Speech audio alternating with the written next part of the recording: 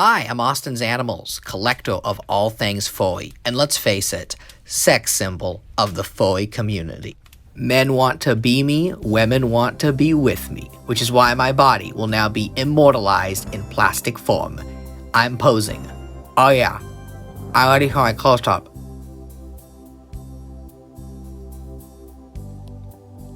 Ever since I purchased this Fortnite figure of a fox, I've wanted to make an action figure of my Fursona with cool articulation and fun features. So I was looking at this figure, then I looked at some other Fortnite action figures, and some ideas began to form. So I found this Yeti action figure. I know, it's a big, goofy-looking Yeti, kind of a Chewbacca's forgotten cousin kind of guy. But I looked at that body, and I thought, wait a second, there's something here.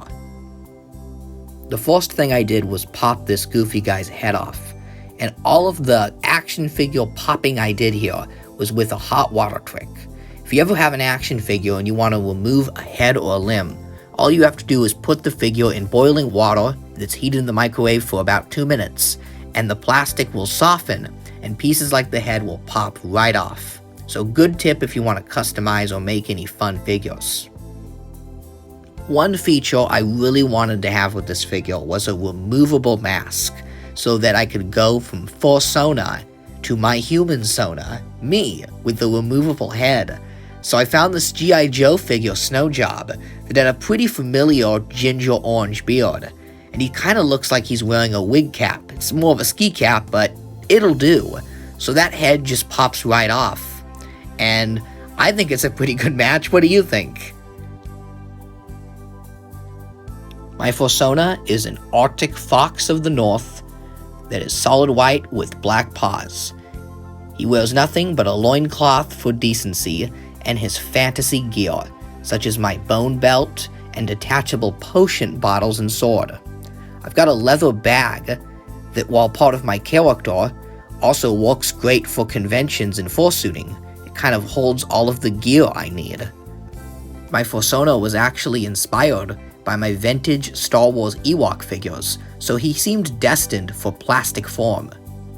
Ewoks was the first thing I went to for accessories, and I found this great medicine bag from the Logray figure from the 1990s. Next up was the loincloth, and I was gonna make this out of felt until I found this frost giant from the Thor movie at a local flea market, and thought, wow, that loincloth is basically perfect. Finally, the head was a tricky part. I looked at countless of my furry figures, wondering which head to pop off, and I found this 3D printed wolf head on eBay. This thing is great. It's action figure sized, it's beautifully detailed and sculpted. It shipped from China, and I paid a great price for it. The head itself is not on a dumbbell joint, it's completely hollow, so it kind of just slides over the top of the figure. I was hoping when I ordered this head that it would fit over my Snowjob head and allow me to have an unmaskable fursuit, but unfortunately that's not the case. The head inside is a little snug, but this ends up being a good thing, as the head can easily detach from the body and also not fall over. Here is our unpainted prototype of the figure, and without the paint applied, you can already start to see the basis of my Fursona come together. Now this prototype is just assembled for modeling purposes. When it actually comes to painting the guy, make sure you hot water dunk him again and fully disassemble him. That way none of the paint leaks on other parts of the figure. Hopefully I'm halfway done.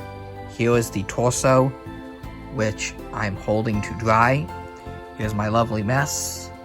The loincloth. That's going to be the bag. It doesn't need any paint applications. And then over here by the good old coffee, we've got the head and then the legs. Can't decide if I'm going to put pupils on that yet, so we'll have to wait and see.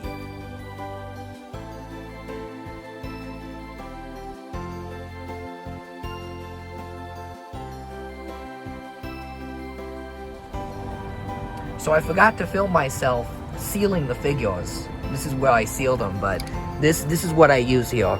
It's the Krylon clear glaze.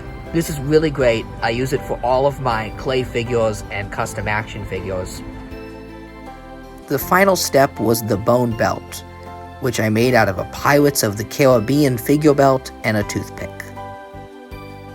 And there we have it. Here is the completed action figure of my Fursona. I think this guy came out fantastic. He has exceeded my expectations, and I kind of impressed myself with this one. He was challenging to make, but a lot of fun.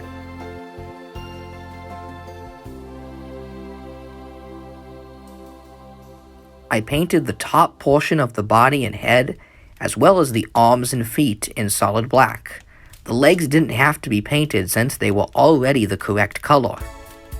From my bone belt, to thick white fur, to my holstered sword, my Fursona is captured in plastic and ready for action.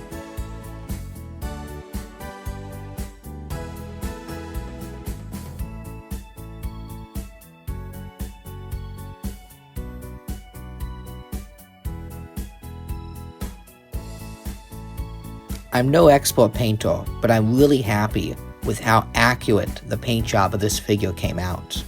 I know a lot of it is just plain solid white, but getting everything to match with the existing white plastic was a challenge, as well as getting the Renaissance gear and loincloth to look aged and like fantasy leather.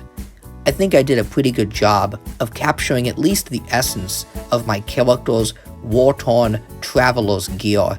I like to think of my character as a dealer in magic and potions, who can either be good or evil depending on the situation. One area I had to greatly compromise on was the tail. I originally was going to sculpt a long clay tail for the figure, but I ended up going with this simple pipe cleaner solution. The tail is a little small and sad looking for a great warrior like me, but this also allows the figure to sit in any position. As much as I wanted this to be a fun art piece, I also wanted this to be a functioning toy, so the figure's articulation is completely preserved, and these Fortnite figures have a really great range of movement, allowing for a lot of posability with this figure. Because I based this figure off of a relatively new release, he's got all the bells and whistles of modern action figure technology. This includes the swivel hands and feet, as well as butterfly hinges on the legs and even thigh swivels that allow him to get in a number of action positions. Both of the figure's hands have really solid grips on them that allow them to basically hold anything, so that he can wield a sword or maybe an evil potion with dark magic inside. Either way, he's ready to take on goblins and dragons.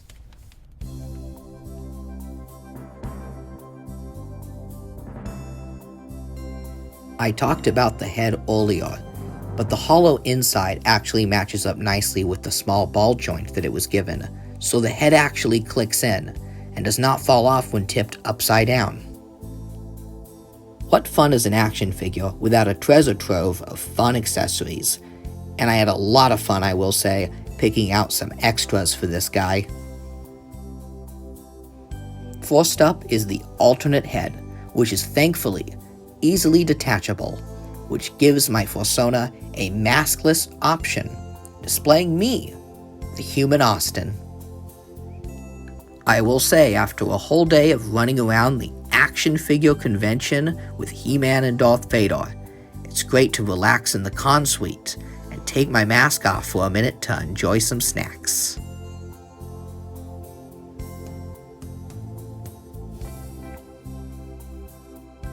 What good is a miniature version of myself if I don't have miniature toys to review? Hey y'all, it's me, Mini Austin, and today we're going to be looking at some Star Fox and Robin Hood figures. Well, technically I review these toys in the fursuit, so let's put the head back on, and there we go. Hey, this is Austin's Animals collecting all things furry, and this is my Robin Hood Super 7 Ultimate that I have waited 12 years for, and after all this waiting, I can officially confirm that this figure sucks. Goodbye, subscribe, and ring the bell icon. Oh boy, we've gotten too meta there. Quick, let's give this guy some cool Renaissance fantasy gear. This goblin's great. I don't know what it came from, but it's one of my favorite figure accessories to use in my photography, and it clicks in his hand perfectly.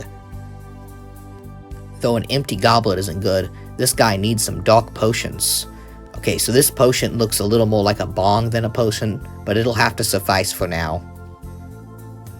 Any action figure weapon's gonna look cool on this guy, but what says fantasy more than a large medieval axe?